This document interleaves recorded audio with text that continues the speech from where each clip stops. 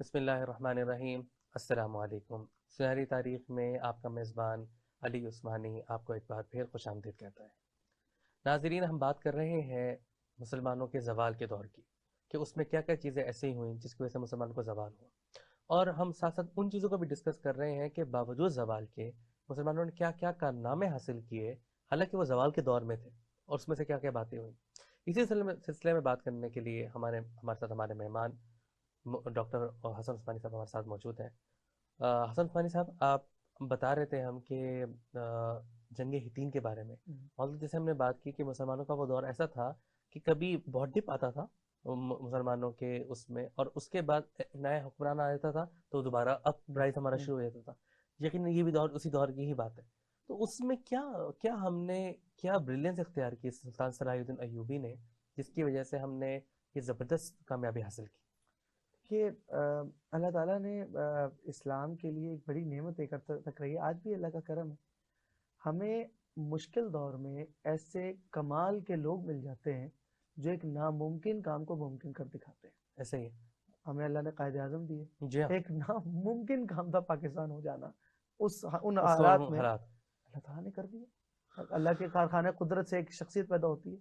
ایسی تلواریں اللہ نے منتخب کی جو صلیبی جنگوں میں ہوا یہ تھا کہ جس وقت مسلمانوں نے مینزیکٹ کی ایک جنگ ہوئی تھی بہت تاریخی، سلطان علب ارسلان نے غیر معمولی فراست سے وہ جنگ جیتی، عجیب تاریخی جنگ تھی۔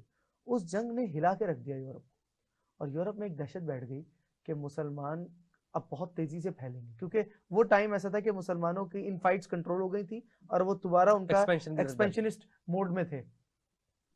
تو اس وقت طے ہوا کہ بھائی ایک کروسیڈ لانچ کرتے ہیں، اور ایک فضول کا ایک پروپاگنڈا کیا گیا کہ مسلمانوں کو نے بیت المقدس میں عیسائیوں کے ساتھ ظلم ہوتا ہے وغیرہ وغیرہ، اور حتیٰ کہ اس طرح کا اعلان کیا کہ جو ڈاکو، چور، لٹیرا، اجڑ، گوار جس نے بخشش کرنی ہے وہ جا کے اس فوج میں شامل وہ ہو جائے۔ پوپ کا وہ جو زمانے میں شروع ہوا تھا، پپائیت کا وہ دور تھا، پپائیت کا وہ پوپ دور تھا۔ نے وہ اعلان کر دیا، وہ سلسلہ شروع ہو گیا۔ اس سے ایک فوجیں وجود میں آ گئی، اور نائٹس یعنی انہوں نے ایک فوج آئی اس وقت مسلمانوں میں، دیکھیں وہ تباہی کی وجہ، دیکھیں آج کے ساتھ اس کو لنک کیجئے گا۔ فوج آئی وہاں سے، سلجوق آرمی تھی، وہ کچھ نہیں کر سکی۔ اب یورپ سے فوج چلتی ہوئی آ رہی ہے، کہاں آ رہی ہے؟ بیت المقدس۔ کتنی لمبی وہ ایریا کراس کر کے آ رہی ہے۔ شروع میں جو فوجیں ملی وہ سلجوقوں کی تھی، سلجوق اتنی توجہ نہیں دے سکے، انہوں نے اس کو اتنا ڈیفینڈ نہیں کیا کہ وہ آ گئی لیوانٹ کے ایریا میں۔ لیوانٹ وہ علاقہ ہے جہاں یہ سارا شام، اردن، بیت المقدس سارا علاقہ ہے۔ اس علاقے میں مسلمانوں کا دیکھیں وہ فوج آ گئی ہے، مسلمان کیا کر رہے ہیں؟ مسلمانوں کے درمیان ایک نیا مسئلہ چل رہا ہے کہ یہ شیعوں کی فاطمی خلافت ہے اور مسلمانوں کی سلجوق حکمرانی ہے، ان کی آپس میں لڑائیاں چل رہی ہیں، اللہ، یہ ان فائٹس میں پھنسے ہوئے ہیں۔ اسی چکر میں بیت المقدس ہاتھ سے نکل گیا۔ وہی مسئلہ ہے آج بھی امت مسلمہ کا، کوئی فرق نہیں آیا، کوئی فرق نہیں کوئی آ رہا۔ سبق نہیں سیکھا۔ وہی آپ لے کے یہ بیسکلی اس کا ایک آؤٹ کم تھا، کیونکہ آپس میں کبھی بیت المقدس ان کے پاس جا رہا ہے، وہ لیوانٹ میں لڑائیاں ہو رہی تھی، اس میں یہ آ گئے، یہ قبضہ کر کے گئے، دونوں کے ہاتھ سے سائڈ نکل پہ گئے، ہو گئے، اور وہ خوریزی ہوئی ہے وہاں پر، مسلمانوں کا وہ قتل عام ہوا ہے اس علاقے میں۔ اچھا، کیونکہ سارے وہاں کے بدماش، چور، ڈاکو، لٹیرے تھے، انہوں نے وہ قتل عام، وہ لوٹ مار کی، مسلمانوں کو اتنی تباہی ہوئی وہاں پہ کہ اب مسلمانوں کے دل میں زخم لگ گیا، اور وہ دل میں بیٹھ گئی۔ اللہ نے اس کے بعد تلواروں کا انتخاب کیا، پہلے عماد الدین زنگی، پھر نور الدین زنگی، پھر اسد الدین شیر کو۔ یہ وہ تلواریں جنہوں نے اسلام کی عزت اور آبرو کی حفاظت کی۔ اسد الدین شیر کو کی تلوار کے سائے میں پرورش پائی سلطان صلاح الدین ایوبی۔ اچھا، انہوں نے دیکھے پہلا بریلینس کیا تھی ان کی، انوائرمنٹ دیکھ رہے، آپس میں ان فائٹس چل رہی ہیں، مسلمان ڈیوائیڈ ہو گئے ہیں، مسئلے پڑے ہوئے ہیں، کلیکٹیو وزڈم ختم ہو گئی ہے، اسٹریٹجک ڈیسیجنز ختم ہو گئے ہیں، اور سکسیشن پلانز کے مسئلے بنے ہوئے ہیں۔ سلطان نے پہلا کام کیا کیا کہ فاطمی خلافت ختم ہوئی، اس کو ختم کیا، زنگی خلافت کو ختم کیا، ساری امپائر کو ایک کیا۔ پہلے اپنا ہاؤس ان آرڈر کیا، اپنا ہاؤس ان آرڈر کیا، حاجیوں کا راستے صاف کیے، مدینہ منورہ تک کی رولنگ ٹھیک کی، ٹیکس کلیکشن کی، ان سے جھڑپیں چل رہی ہیں، لیکن سلطان کا جو کی فوکس ہے وہ اپنے آپ کو سٹرونگ کرنا ہے، اپنا ہاؤس ان آرڈر کیا گیا، ساری چیزیں اسٹیبلٹی کر کے ایک طرح سے انسرکلمنٹ کر دی۔ اب درمیان میں وہ جیسے آج کے بھی دیکھیں تو جیسے اسرائیل ہے، کہ وہ درمیان میں اور چاروں طرف مسلمان ہیں، اسی طرح اس کو آرڈر کیا. آج کی بھی انوائرمنٹ کو آپ دیکھیں کیا ہے، مسلمان چاروں طرف ہیں اسرائیل کے، لیکن ہاؤس آرڈر میں نہیں ہے، فوجی قوت نہیں ہے، شیعہ سنی کی لڑائیاں چل رہی ہیں ادھر، جناب عیاشیوں میں پڑے ہوئے، کوئی کمانڈر نہیں ہے، کلیکٹیو وزڈم نہیں ہے. سلطان نے پہلے یہ چیزیں انشور کی. اس کے بعد درمیان میں جھڑپیں بھی ہوتی رہی. ایسا بھی ہوا کہ صلاح الدین ایوبی بار بار جان بچا کے بھاگے میدان جنگ سے، ایسا بھی ہوا ہے. ہار بھی ہوئی ہے، جیتے بھی ملی ہے، ایسی ایسی جیتے بھی ملی ہیں کہ صفایا کر دیا دشمن فوجوں کا، لیکن کلیکٹیو وزڈم تھی. پھر اپنی آرمی کو آرگنائز کیا، فوج کی ڈسپلن کیا، اس کو تیار کیا. جب یہ سب کام ہو گئے تو اسی درمیان پھر یہ ہتین والا واقعہ بھی ہو گیا. ہتین والے واقعے کے بعد، یعنی وہ جب توہین جو جیسے میں نے کیا کہ حاجیوں کے قافلے پر حملہ کیا گیا تھا اور ان کو شہید کر دیا، ان کی وہ لوٹ لی، اور نبی کے صلی اللہ علیہ وسلم کی شان کے بارے میں کافی سخت الفاظ کا ہے. بعض روایتوں میں اس میں سلطان کی ایک بہن تھی، ان کو بھی شہید کر دیا یا بے آبرو کر دیا. کیا ہوا، ایک روایتیں ہیں مختلف. سلطان نے اعلان جنگ کر دی. جنگ تب بھی مسلمانوں کے بہت فیور میں نہیں تھی، لیکن بہرحال بیلنس آف پاور بہت بہتر ہو گیا تھا. جنگ کا اعلان کیا اور پوری سلطنت میں صرف بیت المقدس اور لا الہ الا اللہ الجہاد کے نعرے لگنے شروع ہوئے. ساری فوجیں جمع ہونی شروع ہوئیں اور سلطان نے ایک اسٹریٹجک چال چلی. آپ کے ذہن میں وہ ایک منظر اگر ذہن میں رکھیں، عرب کے صحرائی علاقے ہیں جہاں بھوک پیاس کے مسائل ہیں. سلطان نے کیا کام کیا کہ اپنی آرمی کو لے کے ایک علاقے میں آ گئے جو صحرائی سا علاقہ ہے. دشمن فوج ایک ایسی اسٹریٹجک پوزیشن میں تھی جہاں ان کے پاس پانی تھا. سلطان یہ چاہتے تھے اس کو میں اسٹریٹجک پوائنٹ سے آگے لے کر آؤں، اپنی مرضی کا میدان، اپنی مرضی کی جنگ. یہ جنگی اس حکمت عملی کی کمال ہوتا ہے کہ آپ بیٹل فیلڈ پہ دشمن کو لے کر آ جائیں، اپنی مطلب کی جگہ پر لا کے لڑیں، نہ کہ خود اس کی جگہ پہ جائیں. تو سلطان نے ایک اسٹریٹجی چلی کہ گیگری ایک کمانڈر تھا اور ایک بڑا اہم ان کا قلعہ تھا. سلطان نے فوج اس قلعے کی طرف بھیج. اب اس کو آپ اس طرح سے سمجھیں جیسے لاہور، اسلام آباد اور نیچے ملتان، مثال کے طور پہ ایسے سمجھ لیں. یہ تو میں بہت بڑے بڑے فاصلے بتا رہا ہوں، لیکن دیکھیں نا، اوپر اسلام آباد ہے، درمیان میں لاہور ہے اور پھر ملتان ہے. سلطان نے ملتان پر حملہ کر دیا. ملتان اتنا امپورٹنٹ تھا کہ اسلام آباد میں جو فوج بیٹھی ہوئی تھی دشمن کی، اس کو آنا پڑا. کمانڈرز کے وہاں کے بہت سے کمانڈرز کی رائے تھی کہ مت جائیں، لیکن انہوں نے ایک بلنڈر کر دیا جو سلطان چاہتے تھے کہ اسلام آباد خالی کر دیا اور فوج لے کے یہ لوگ نکلے راستے میں. سلطان یہی چاہتے تھے کہ جب راستے میں نکلے تو انہوں نے کنویں تک ایک پہنچ گئے، وہاں پر آرمی ریفریش ہو گئی، اور اب ان کا اگلا ٹارگٹ تھا وہ قلعہ جہاں پر سلطان خود فوج لے کے پہنچے ہوئے تھے. جیسے ہی فوج وہاں سے چلی تب ان کو پتا چلا سلطان تو وہاں ہی، وہ کہیں اور تھے. مسلمان فوج کا کچھ حصہ تو قلعے کے باہر موجود ہے، لیکن اصل فوج تو وہاں ہے ہی، وہ تو اس کے پاس ہی تھی. جیسے ہی بس وہ چلنا شروع ہوا کالم، تو چاروں طرف سے مسلمان گھوڑ سوار نکلے صحراؤں کے اندر سے، اور انہوں نے تیر پھینکنے شروع کیا. اب یہ قافلہ چل رہا ہے فوج کا جو کلومیٹرز پر محیط فاصلہ، اور وہ تیار بھی نہیں ہے کہ ابھی جنگ ہوگی، وہ تو کہہ رہے ہیں ٹریول کر رہے ہیں، ابھی تو وہ سفر کر رہے ہیں نا، ابھی جنگ کا تو ماحول ہی نہیں بنا. سلطان کی مسلمان فوجوں نے حملہ کرنا شروع کیا. اب وہ کیا ہوتا تھا، ایک فلینکر اٹیک ہوا، ایک ٹیم آئی، اس نے تیر اندازی کی اور نکل گئی. ابھی وہ اس سے لڑ رہے ہوتے تھے کہ ایک دائیں طرف سے دوسری بائیں طرف سے آ گئی، اس سے لڑ رہے ہوتے تھے کہ پیچھے سے آ گئی، اس سے لڑتے تھے کہ آگے سے آ گئی. ان کی جو قافلے کی چلنے کی رفتار تھی وہ بالکل کرالنگ پر آ گئی. کرالنگ پہ آ گئی تو دن پورا چڑھ گیا، پانی ہے نہیں اور لڑی جنگ ہو رہی ہے. سلطان نے چیزوں کو اور فائر اپ کیا، چاروں طرف آگ لگا دی. اب وہ ہوا کے رخ سے وہ آگ اور دھواں جو ہے وہ بھی فوج میں داخل ہو رہا ہے. اچھا، ٹیمپلر نائٹس جو ہیں، جو خاص طور پر ان کی کمانڈنگ آرمی تھی یا جو ان کے کمانڈرز ہوتے تھے، ان کی جو سب سے بڑی اسٹرینتھ تھی وہ تھی گھوڑ سوار دستہ. ہمیں نائٹس پڑھائے جاتے ہیں نا جس میں وہ پورا آرمر میں ہوتے ہیں. اب سوچیں اگر صحرا کے اندر وہ آرمر پہنا وہ تو کیا حال ہوگا، اور پانی بھی نہیں مل رہا اور آگ بھی لگی ہوئی اور مستقل حملے ہو رہے ہیں. ہر 2 منٹ میں ایک فوج کا ایک ٹولہ آتا ہے، وہ حملہ کر کے نکل جاتا ہے. ابھی آپ اسے لڑنے لگتے ہیں کہ دوسرا آ جاتا ہے. اس چکر میں رات گزر گئی. رات گزرنے کے بعد فوج کا وہ حال ہو گیا کہ اب ان کے لیے وہ جو قلعے پہ جانا تھا وہ تو کوئی مسئلہ رہا ہی نہیں. ان کا واپس جانے کا بھی چانس ختم کر دیا، کیونکہ پیچھے کے راستے اب سلطان کی فوج موجود ہے مستقل، تو پلٹ کے بھی نہیں جا سکتے. اب ایک ہی راستہ ہے کہ سامنے ہتین کے مقام پر ایک کنواں ہے, وہاں چل کے پانی پیتے ہیں, یہ ٹارگٹ ہے. اور سلطان نے اس ہتین کے لیے گیپ کریٹ کرنے شروع کیا, راستہ کھولا کہ وہیں جانا ہے, کیونکہ سلطان وہیں تو بھیجنا چاہتے تھے. فوج کے 3 بڑے کالمز تھے کہ مسلمانوں نے تینوں کالمز کے درمیان فاصلہ بڑھوا دیا, اور یہ حال ہو گیا کہ جب انہوں نے کنویں کے قریب وہ فوج پہنچی تو فوج نے اپنا ڈسپلن توڑ دیا. جیسے ہی وہ ڈسپلن ٹوٹا تو سلطان نے کھلے حملے کا حکم دے دیا, اور پوری فوج چاروں طرف سے اس گھاٹی کی طرف اتری جس کوریڈور سے گزرا تھا, اور چاروں طرف سے حملہ کر دیا. اور ایسا خوریز حملہ ہوا کہ پوری فوج ہی ختم کر دی. اور کچھ دیر کے بعد ان کے کا جو عیسائیوں کا ٹرو کراس ہے, جس کے جو ان کے مطابق حضرت عیسیٰ کو جو صلیب پہ مصلوب کیا گیا تھا ان کے عقیدے کے مطابق, ہمارے مسلمان عقائد میں نہیں ہے تو وہ بھی مسلمانوں کے آتا ہے. اور کنگ جیفری جو بادشاہ تھا, اور وہ رینالڈ اور یہ سارے حکمران آ گئے.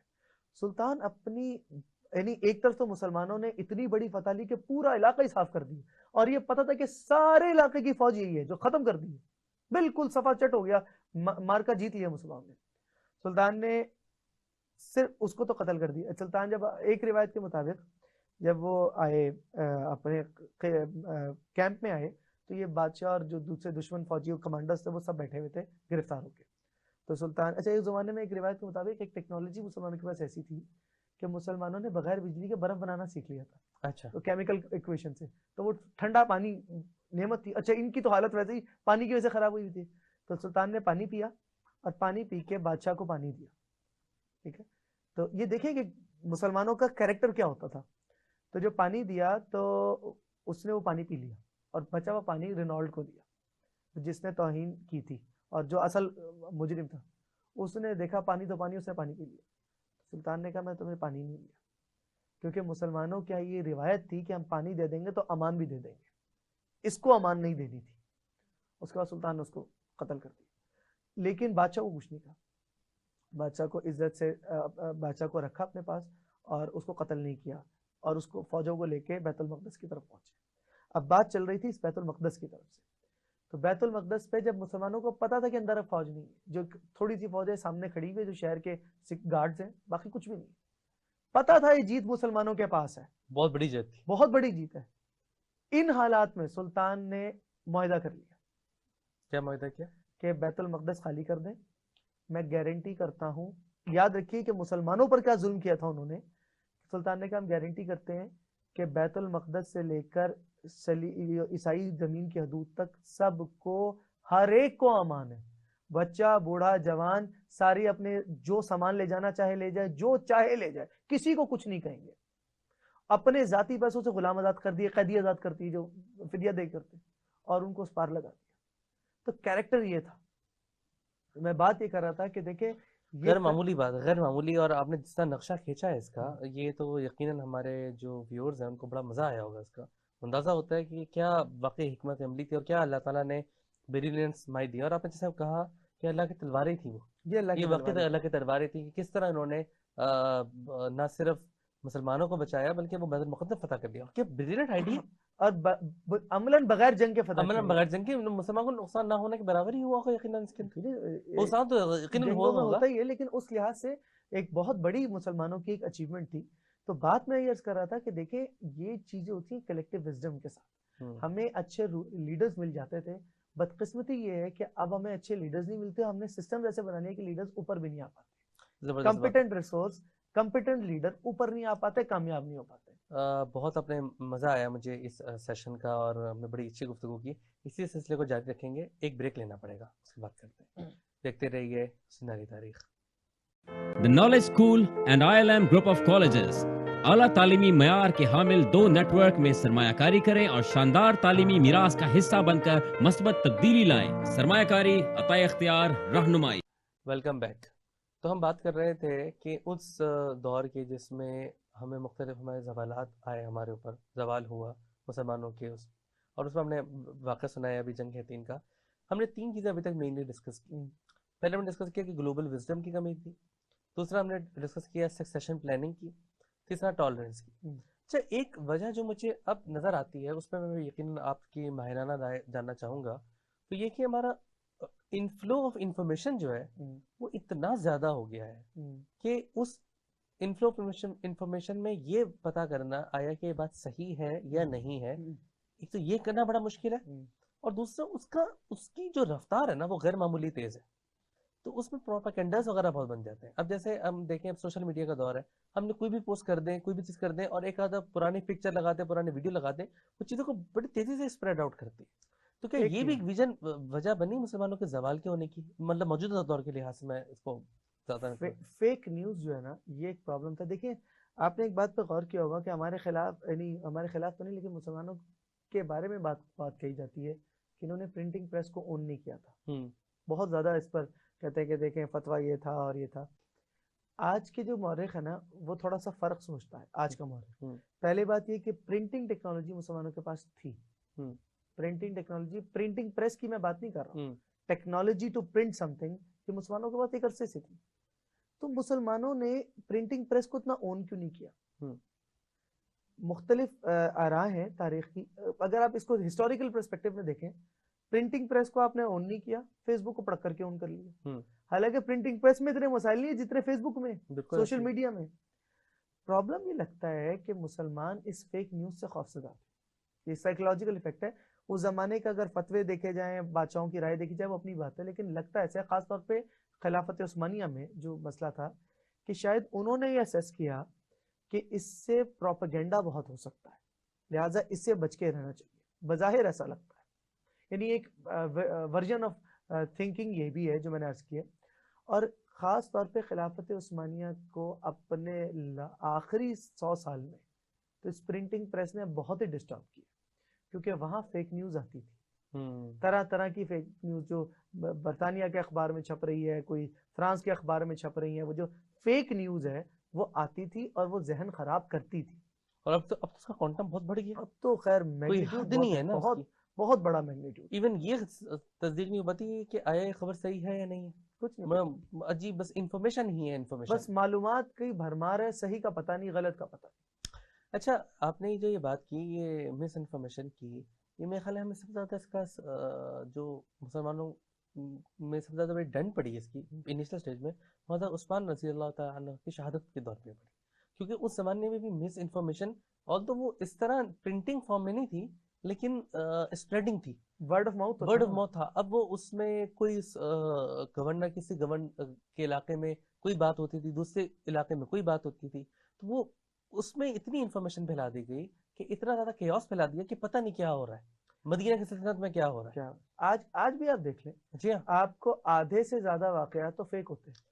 ہمیں کبھی پتہ چلتا ہے ایٹامک پاور یعنی صلاحیت کو یہ کر دیا گیا اور فلاں کو یہ کیا، بعد میں پتہ چلے گا سارا فضول بات. اب دیکھیں نا، بعض اوقات ایسی بھی بات آتی ہے، اللہ تعالیٰ پاکستان کو قائم رکھے اور اس کی جوہری صلاحیت کو بھی قائم رکھے، لیکن ہوتا یہ کہ کوئی ایک امریکی سفیر یا کوئی بیرون ملک کا کوئی بندہ آ گیا تو پہلی بات یہ ہوتی ہے کہ لو بھی ہم نے اپنے اثاثے بیچ دی.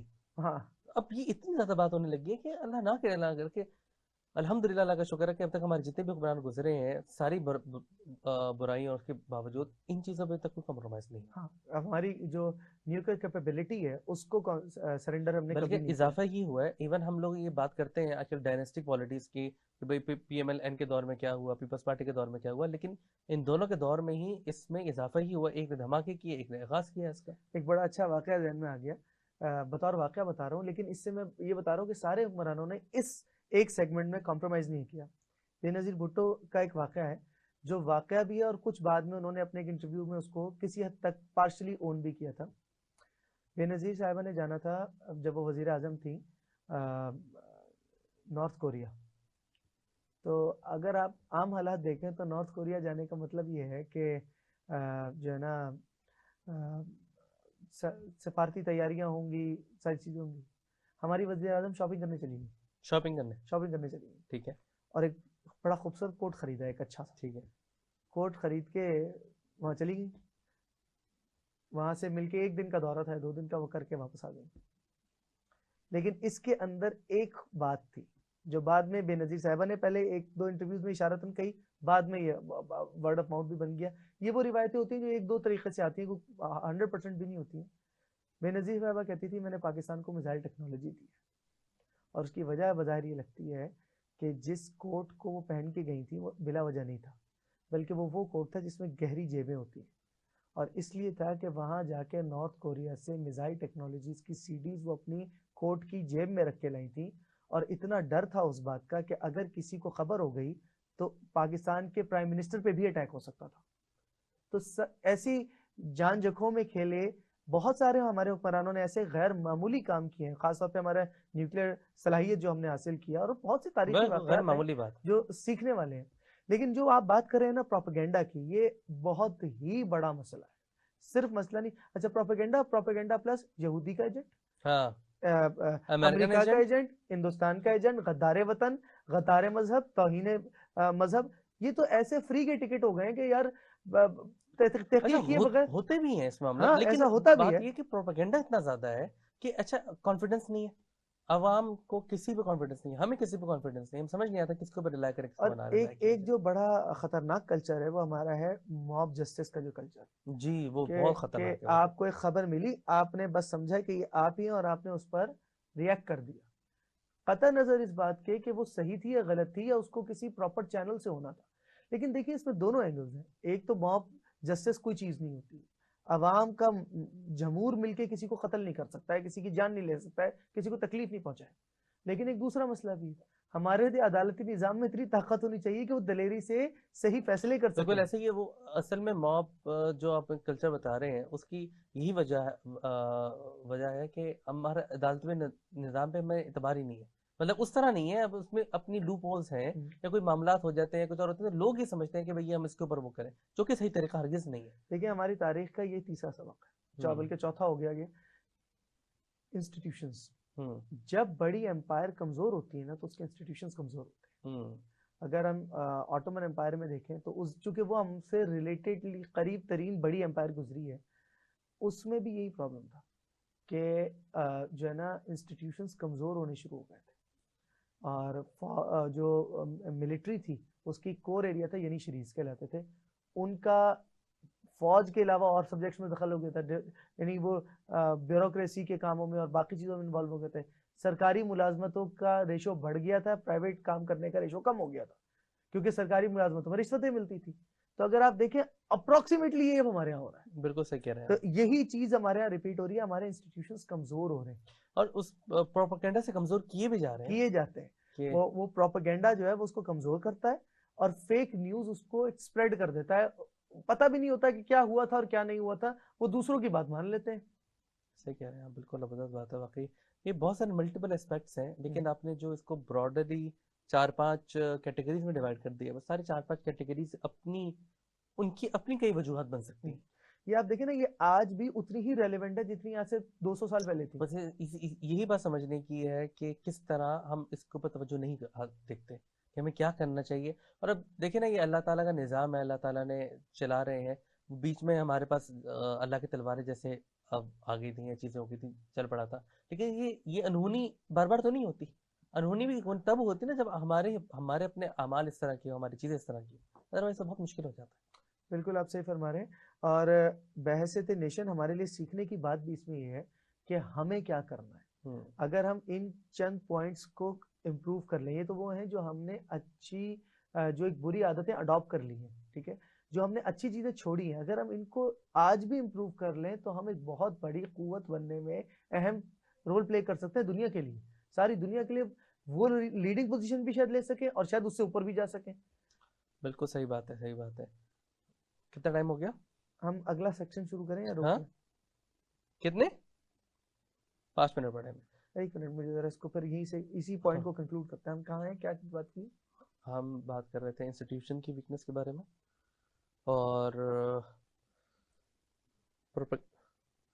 چلو بس انسٹیٹیوشنل ویکنس ہی کو میں کیری کرتا ہوں. ٹھیک ہے جی، اس کو سٹارٹ کرتا ہوں. جی، تو مختلف انسٹیٹیوشنز کی جو ہم پروپیگنڈا وغیرہ ہوتے ہیں، اور آج کل ہمارے اس دور میں بہت بڑھ گئے ہیں کہ ٹارگٹ کرتے ہیں کہ یہ انسٹیٹیوشن وہ انسٹیٹیوشن جو ہمارے ملک کے لیے سلامتی کے لیے بھی ضروری بھی ہوتا ہے، اس کو ٹارگٹ کیا جاتا ہے خاص طور پہ.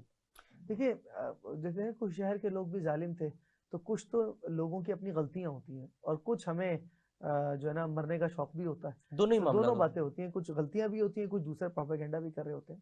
اس کو ایک صحیح اگر تاریخی سبق ہے تو دیکھیں آٹومن امپائر میں ملتا ہے کہ آٹومن امپائر میں یہ پرابلم تھا کہ ان کے ہاں پہلے رواج یہ تھا کہ گورنمنٹ سیکٹر میں وہ لوگ آتے تھے جو کہ کم سیلری پہ اور خدمت کرنے کے انٹینشن سے آتے تھے. جنہوں نے پیسہ کمانا ہوتا تھا یا جن کے ایسے انٹینشن ہوتے وہ بزنس میں جاتے تھے. لیکن جب ڈاؤن فال شروع ہوا تو ریورس ہو گیا. ایک جو کور آرمی تھی اس نے پبلک سیکٹر میں انویسٹمنٹ شروع کر دی, پبلک آفس ہولڈ کرنے شروع کر دیے. پھر انہوں نے ہائرنگ کے لیے رشوتیں لینی شروع کر دی. لوگ جاب سیکیورٹی کے لیے اپنی پبلک سیکٹر میں انویسٹمنٹ کرنے کے کام کرنے کے بجائے پرائیویٹ سیکٹر میں کام کرنے کے بجائے پبلک سیکٹر میں آ جاتے تھے, سرکاری جابز لیتے تھے. نتیجہ ہوا سرکاری جابز میں رشوتیں بڑھنی شروع ہو گئی. یہی وہ مسئلہ ہے جو آج ہمیں پیش آتا ہے. ایگزیکٹلی ایسا ہی ہے. ٹھیک ہے. اچھا, ایک پرابلم جو اس زمانے میں مسلمانوں کے ساتھ اور پیش آیا, اور اللہ تعالیٰ بچائے, مجھے بار بار پاکستان کے ساتھ وہی ہوتا ہوا دکھتا ہے, اس کا ڈر لگتا ہے, وہ ہے ڈیٹ. جب مسلم امپائر کمزور ہوتی ہیں, وہ اپنا ایکسپینس بیئر نہیں کر سکتی, تو پھر وہ قرضے لیتی, کیونکہ انسٹیٹیوشنز کمزور ہو گئے, ریونیو گر گیا ہے, رشوتیں بڑھ گئی ہیں, جو آ رہے ہیں وہ پائپ لائن میں لائن لاسز ہو رہے ہیں, کام کم ہو رہے ہیں, پیسے چوری زیادہ ہو رہے ہیں, کرپشن زیادہ ہو رہی ہے. تو نتیجہ کیا ہوتا ہے, پیسے لینے پڑتے ہیں. آٹومن امپائر نے بھی لیے, اور ان کی دفعہ میں تو ایک دور اس طرح کا آ گیا کہ جن ملکوں نے پیسے دیے, یعنی فرانس, برطانیہ, فلاں فلاں, انہوں نے اپنا ایک طرح کا نمائندہ مقرر کیا, اور اس نمائندے نے خود طے کیا کہ وہ پیسے وصول کیسے کرے گا قوم سے. تو آپ دیکھیں کیا بروٹیلٹی اس وقت ہوئی ہوگی, کتنے سخت قوانین نافذ ہوئے ہوں گے پیسے وصول کرنے کے لیے. تو یہی کام آج کل بھی ہو رہا ہے ہمارا یہی. اگر ہم لوگ جب بھی یہاں پہ کوئی آئی ایم ایف کی بات کریں یا ورلڈ بینک کی بات کریں, کسی سے بھی بات کریں, ہمیں قرضے لینے پڑ رہے ہیں, اور اس کے قرض کی شرائط وہی طے کرتے ہیں. مہنگائی آ رہی ہے, چیزیں آ آپ رہی ہیں. دیکھیں ہمارے ہاں سیلیبریٹ کیا جاتا ہے اس بات کو کہ آئی ایم ایف سے قرض کی قسط ریلیز ہو گئی ہے. ذرا غور کیجئے, کوئی گرانٹ نہیں ہے, ہم نے کمایا کچھ نہیں ہے, کسی نے ہم پر احسان بھی نہیں کیا, ہم پہ قرضہ دیا کہ پیسے واپس کرو, اور اللہ بچائے ہم تو سود پہ قرضہ لیتے ہیں. وہ یہ سب کر کے ہم خوش ہیں کہ ہمیں پیسے مل گئے. وجہ یہ ہے کہ ہماری زبوحالی کا شکاری ہے, ہم قرضوں کے اندر ڈوبتے رہے, اور وہ ہمیں بتاتے ہیں کہ تم نے کیا کرنا ہے. بات یہ ہے کہ ہم اس میں نا ہمارا بہت زیادہ اس میں پروپیگنڈا بہت ہوتا ہے. ہم یہ سمجھتے ہیں کہ آئی ایم ایف جو ہے اگر اس میں کوئی قرضہ دے رہا ہے تو اس کا مطلب ہے بس یہ تو لوٹ لے گا, بچار دے گا. حالانکہ ہرگز ایسا نہیں ہے. آئی ایم ایف کا رول آتا ہی تب ہے جب آپ معاشی طور پر اس سچویشن میں ڈیولپ ہو جاتے ہیں کہ آپ کو اور کوئی راستہ نظر نہیں آتا. اسی وجہ سے اس کو لینڈر آف لاسٹ ریزورٹ بھی بولا جاتا ہے, کیونکہ آپ کے پاس آپشن کوئی نہیں ہے, آپ معاشی تنگی میں پھنسے. جب یہ آئی ایم ایف آیا, اب آئی ایم ایف آئے گا, اگر وہ آپ کو کوئی قوانین دے گا تو اب آپ دیکھیں خبریں آ رہی ہوتی ہیں, وہ کہتے ہیں کہ اپنی اسٹرکچرل ڈیولپمنٹ کریں, اپنے ریونیوز بہتر کریں. اب ریونیوز بہتر کرنے کا ایجنٹ ہونے سے کیا تعلق ہے, کوئی آئی ایم ایف کے ایجنٹ ہونے سے کیا تعلق ہو. یہ آپ کی اپنی بہتری ہے نا کہ آپ اپنی بہتر پرفارمنس دیں گے تو وہ آٹومیٹکلی آپ کو بھی فائدہ ہوگا, ان کو بھی فائدہ ہوگا. آپ بڑی صحیح بات کر رہے ہیں. یہ بالکل اس بات کا دوسرا رخ ہے. ایک رخ تو یہ ہے کہ آپ کو وہ ڈکٹیٹ کرتے ہیں, لیکن ڈکٹیشن کے بھی دو پہلو ہیں نا. ایک ڈکٹیشن کا پہلو یہ ہے کہ جس میں ان کا فائدہ ہے اور آپ کا نقصان ہے, جی, اور ایک پہلو وہ ہے جس میں آپ کا بھی فائدہ ہے. جی, آپ نے اپنے ملک کی بنیادی اکنامک فنڈامنٹلز کو ایسا بنانا ہے کہ جس سے کوئی دوسرا, جس سے ملک امپروو کرے, معیشت امپروو کرے. تو یہ تو بات بالکل دوسرا ہے. وہ آئی ایم ایف کرے یا نہ کرے وہ اپنے کرنا ہے. ٹیکس نیٹ ہمیں بڑھانا ہے, لائن لاسز ہمیں کم کرنے ہیں, سرکولر ڈیٹ ہمیں کم کرنا ہے, tax to G D P ratio ہمیں بڑھانا ہے. یہ تو اگر ہم یہ نہیں بڑھائیں گے تو پاکستان کی ترقی مشکل ہے. اور یہ بات سمجھنے کی ہے کہ ہمیں یہ ایک دفعہ اکنامک ڈیسیجنز لینے ہیں. لیکن دیکھیں پرابلم کیا ہے, اکنامک ڈیسیجنز لینے کا کے ساتھ وہ چیزیں جب تک ساتھ نہیں ہوں گی تب تک کام نہیں بنے گا. کلیکٹیو وزڈم نہیں ہوگی, ایک جہت نہیں ہوگی. سارے ریاستیں ساری جو سٹیک ہولڈرز ہیں جس بھی شکل میں ہیں, وہ پولیٹیشنز ہیں, بیوروکریٹس ہیں, وہ ججز ہیں, وہ آرمی آفیسرز ہیں, وہ سول سوسائٹی ہے, وہ یہ نہیں سمجھ لیں گے کہ ہمیں یہ کام کرنا ہے, اس ڈائریکشن میں جانا ہے, اور ہر گورنمنٹ اسی ہی ڈائریکشن میں جائے گی. ادروائز آپ جو ہم کرتے آ رہے ہیں وہ یہ کہ ہم قرضہ لیتے ہیں, پھر گورنمنٹ آتی ہے وہ دوسری طرف چلی جاتی ہے, پھر وہ قرضہ ضائع ہو جاتا ہے, پھر دوبارہ قرضہ لیتے ہیں. یہ تو آپ نے بڑی صحیح بات کی, لیکن یہ بات تو سب ایک معاشی طور پہ, معیشت تو ایک چھوٹا اینگل ہے نا. ہم اوور آل بات کریں تقریباً ہر انسٹیٹیوشن کا یہ حال ہے. وہ کسی اور ڈائریکشن میں نکل جاتا ہے, پھر کسی اور ڈائریکشن میں نکل جاتا ہے. آپ کے ایکسپورٹس پہلے کہتے ہیں ایکسپورٹس کی طرف جانا ہے, وہ کہتے ہیں نہیں امپورٹ کی طرف جانا ہے. کیا چیز ہم نے ڈیولپ کرنی ہے, اپنی ڈیولپمنٹ انفراسٹرکچر ڈیولپمنٹ کس طرح کرنی ہے, مطلب ایک شعبے میں آپ دیکھیں یہی مسئلہ مسائل نظر آتا اگر آپ اس کو سم اپ کریں نا تو جو ہم نے بری عادتیں اڈاپٹ کی جن کی وجہ سے ہم آج سے 300 سال پہلے نقصان اٹھا رہے تھے آج بھی کم و بیش ہم انہی باتوں سے نقصان اٹھاتے ہیں۔ بہت شکریہ حسن صاحب آپ کا، آپ نے بڑی زبردست ہمیں باتیں بتائیں، اور ہمیں یہ سمجھنے کی ضرورت ہے کہ جو 4-5 چیزیں ہم نے ڈسکس کی کہ یہ جن کی وجہ سے ہمارے کلیپس ہوا، ہمارے زوال کا شکار ہوا، ان سب کی چیزوں کی بھی ایک بڑی وجہ ایک ہی ہے، اور وہ یہ ہے ہمارے سیلف انٹرسٹ۔ ہم بات کرتے ہیں اپنے فائدے کی، اپنے لیے سوچتے ہیں، ہم اس کے لیے سوچتے ہیں کہ ہم نے آگے جا کے اللہ تعالیٰ کو جواب دینا ہے، ہم نے آگے جا کے اپنے رب کو جواب دینا ہے کہ ہم نے کس طرح زندگی گزاری، کیا معاملات کیے۔ تو اللہ تعالیٰ ہمیں صحیح عمل کرنے کی توفیق عطا فرمائے۔ انشاءاللہ انہی پروگرامز کا سلسلہ آگے بھی جاری رکھیں گے۔ دیکھتے رہیے سنہری تاریخ۔